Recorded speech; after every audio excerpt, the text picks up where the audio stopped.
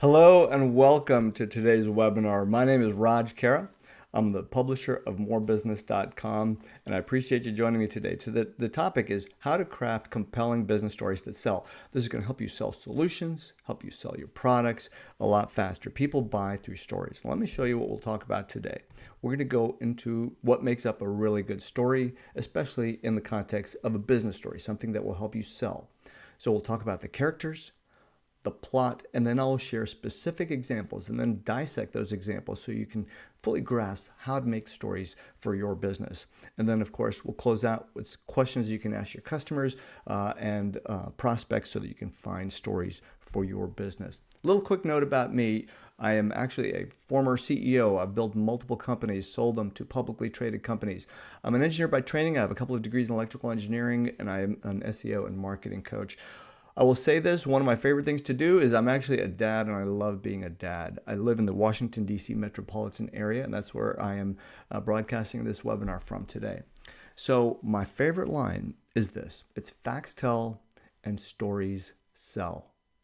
This is my mantra. This is how you can actually generate a lot more business. If you're just telling people facts about your products, facts about your services, facts about your solutions, that is not compelling enough. That'll just get you part of the way there. People want to know the facts, but when you tell them stories, when you share examples of how other people's lives have been transformed because they're using yours. And when I say transformed, that doesn't mean you need to have some sort of metamorphosis and they've become, a butterfly from a caterpillar. Just even small changes make a difference, but stories help you sell. So let me start with the story of a veggie slicer. When I was 13, my family visited our relatives in Germany, and we went to downtown Frankfurt in this area where there were a lot of stalls set up. And there was a person who wore a chef's hat, and he had an outfit on that made him look like a chef. And in front of him was the stall where he had a veggie slicer. He was selling veggie slicers. He showed people how to chop onions, dice tomatoes, cut green pepper very quickly. Did the entire presentation in German, right? We're in Germany. I didn't understand German. I was 13 years old, and I'm looking at this guy. I didn't understand what he was saying, but I understood every single thing that he was conveying. It's because he showed how your life can become better, easier, simpler. You can have more time by using his solution. So I found myself reaching into my wallet to grab the few euros I had in there and give it to the person. And so I looked over next to me is my mother. She's actually reaching into her purse. This guy had a crowd of people around him looking to buy his product. I will tell you, nobody went to the market that day looking for a veggie slicer. This was just a street vendor just happening to do his pitch, dressed up as a chef, right? The chef had created demand for his products because he showed how your life can become so much easier by using his products and services. There's a handful of reasons why people buy anything, whether you're selling television sets, whether you're selling computer services, accounting services, whether you're selling clothing, whether you're selling food. There's just a handful of reasons why people buy anything. It's to look good, feel good, make money, save time. That's it. There's a few others, but those are very nuanced. These are the main reasons anybody buys anything. Look good, feel good, make money, save time.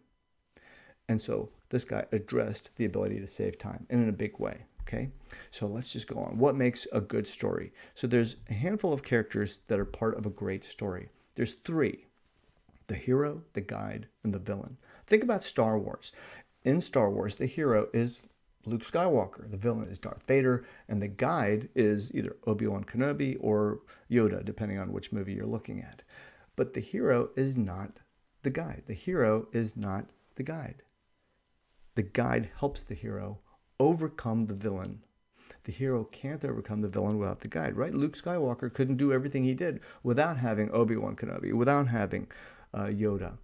That's how he was able to overcome. So in your stories, take a look at who you are. Which character are you? You are not the hero. That's your client. You are the guide. And the problem is what the villain is. The problem is the money, the time, the headaches that people are trying to get rid of. That's their villain. And so what you want to do as the guide is you want to show people how to overcome that villain, right? The story is about them. It is about the hero. That is your client. It is not about you. And there's too many times when people will start talking and they start sharing things that are all about them, right? You as a vendor, as somebody trying to sell something. Well, we did this. Our solutions provide this. This is what we can do for you. Me, me, me. You don't want to do that. You want to go and talk about how you can help the hero, right? You want them to be that center of attention. So here's how you do it. Here's the plot of a great story. There's 3 main sections of it. What you want to do is show people what their life is like now and kind of describe the headaches, the problems, the situations that they're in right now. Maybe they don't feel good about stuff, right? Then show what you can do. This is your pixie dust. This is your magic potion. You want them to have this awareness that through you, they can feel like this. And then, of course, the next step would be a breakthrough. What life can be like with you, your products, your solution. You want to show this in a very real, very relatable way. And you're effectively looking to make people feel like this and walk them through that journey. It is all about emotion. Again, regardless of what you're selling, regardless of how complex the sale is, you're selling emotion.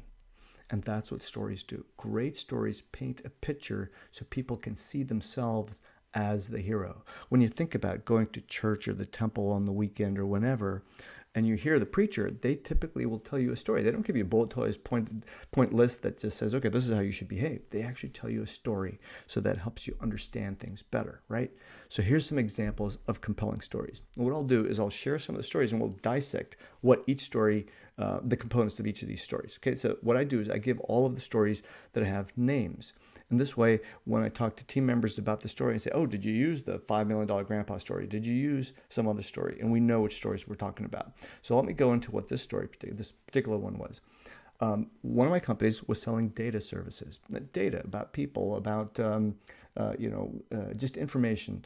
And it was just in a set of tables, and that's what people bought. They bought a subscription to our data. Sounds a little boring. I mean, data can be kind of boring. So what we had to do is convert that into something that was more compelling for people.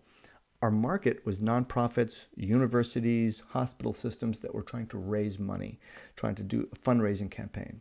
So here's the story.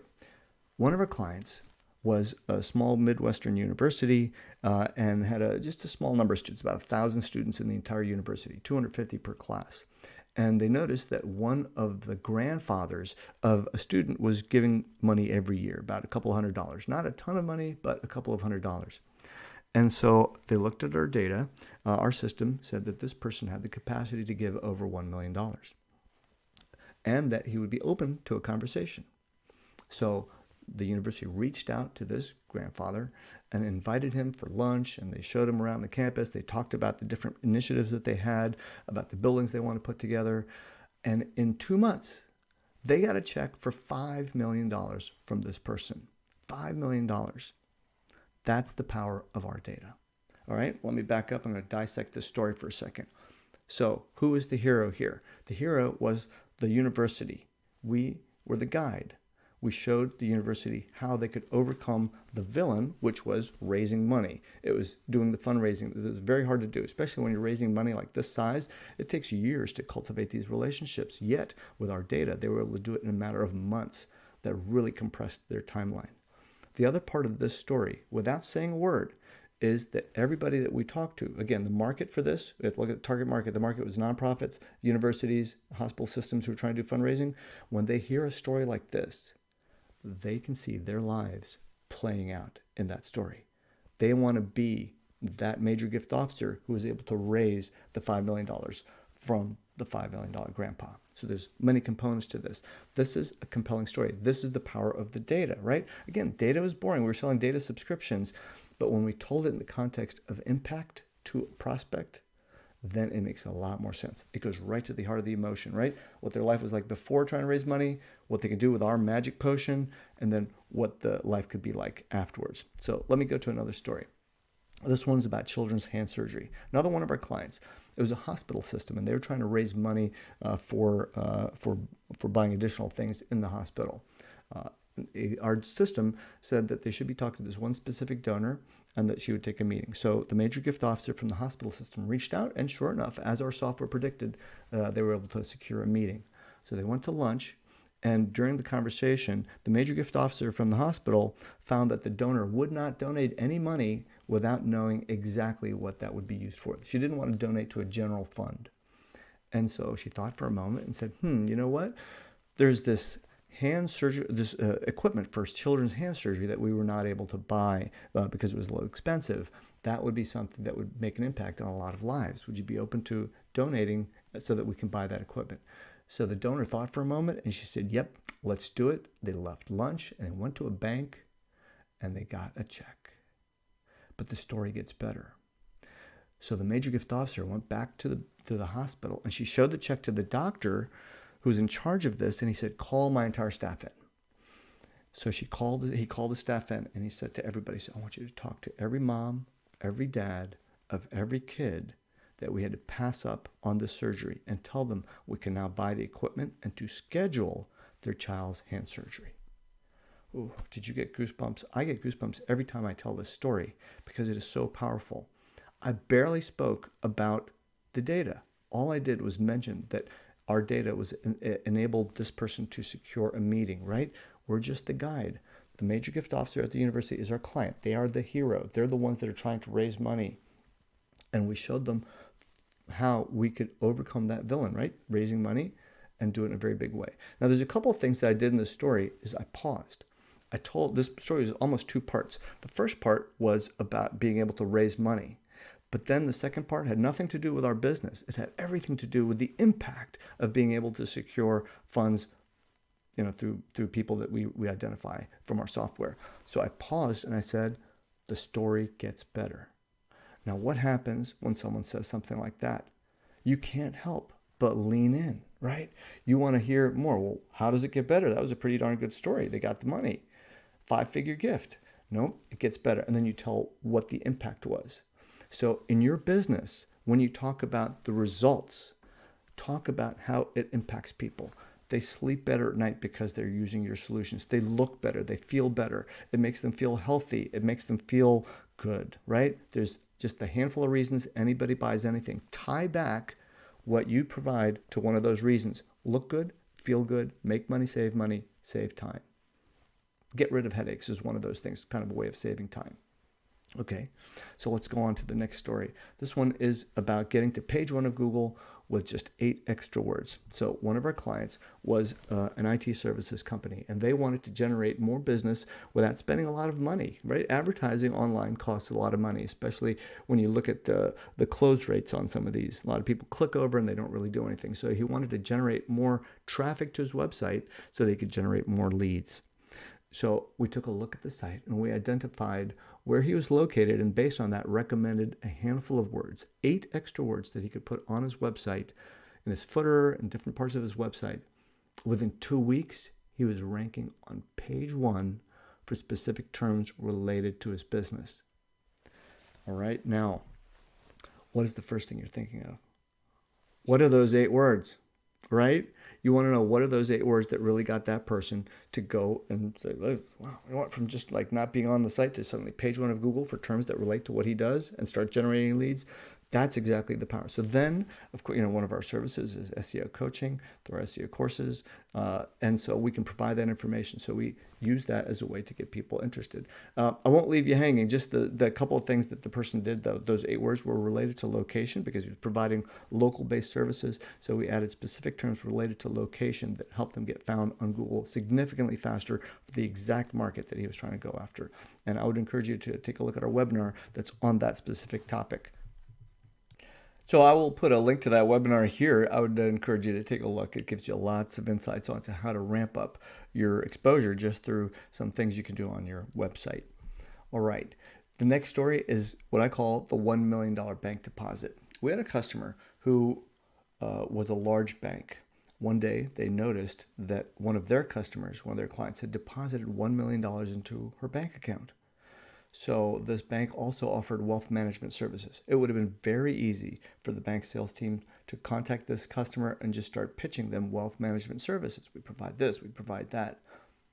That's not what this bank did. Instead, what they did was call up the customer and they said this: Hey, we noticed you deposited $1 million into the bank last night. It's a large deposit. When we see things like this happen, it typically indicates that there's been a change in lifestyle. Did something happen recently that would have caused you to deposit $1 million into the bank? And the customer said, oh my goodness, yes, something did happen. I just recently got divorced. This is part of my divorce settlement. Is there something I need to be thinking about? I don't know exactly what my next steps should be. I've not managed this large sum of money before on my own. And so the bank was then able to make this human connection rather than just pitching services, which is the instinct of what most salespeople would have just gone to because they smelled money. The bank went human and they said, hey, let's talk. They were able to secure this customer for life just by having that conversation. So remember, keep things human, right? Don't just sell. Sell through just human means. All right, there's another one story I really like. It's about an IT service company. So one of my businesses was to sell services that provided email marketing and content marketing services to IT companies. We had a client that was in St. Louis. It was a cold day in St. Louis, and what he wanted to do was generate more money for that quarter. He was running a little bit light on what the sales would be, so he needed to generate money pretty fast. So through our system, he logged in and within about 10 minutes, less than 10 minutes actually, was able to find the right piece of content and instantly create a message that got broadcast out to the current client base that he was pursuing, his prospects as well as some existing clients. That was on a Tuesday morning. By Tuesday afternoon, he'd already secured $5,000 in new business. By Friday, he'd secured about $15,000 in new business. And within 2 weeks, that's 10 business days after he sent that initial message, he made $30,000 with one email. That's the power of what our software did. So now let me dissect this story for a moment. So again, the hero is our client. And if we're telling this to other IT service companies, they can see their lives playing out in that story. They want them to be that company who sent out one email and got $30,000 worth of business from it. So that's the power of telling a story to save money, save time, make money, which is what we did in this case, and then of course look good and feel good. So next story is more of what I call microstories. These are analogies. You may be using them already, but in any kind of sales presentation, first thing is you should be doing most of the listening, not most of the talking.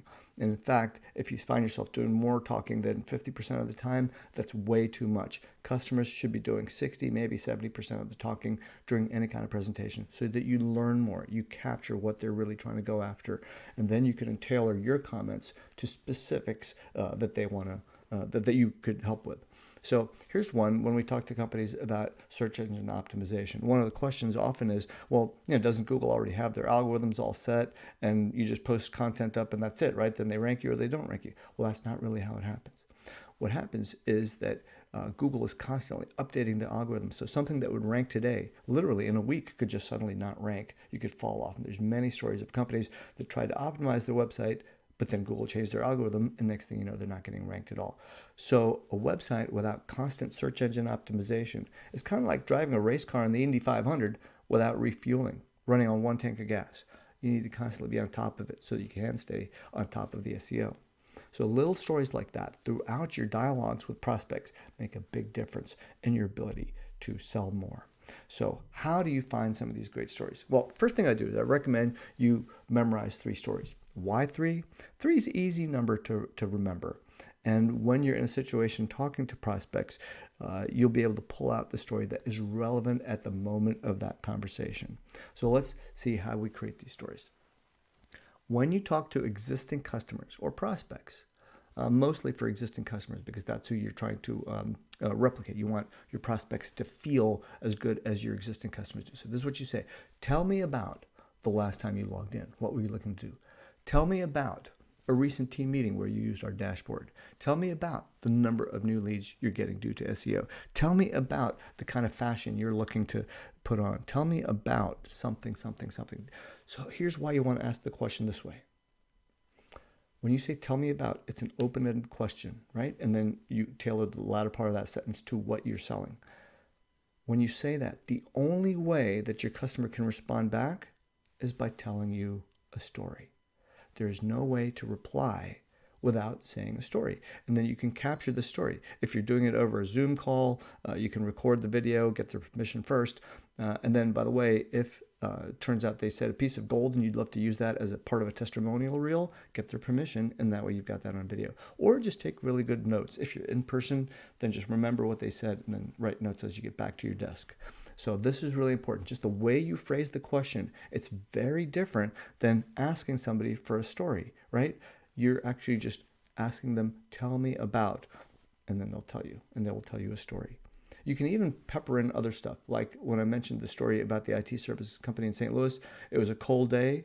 So that really just paints that picture. It makes it visual. I can feel like I'm part of that cold winter morning, right? And then how my son came out later with all the money I generated.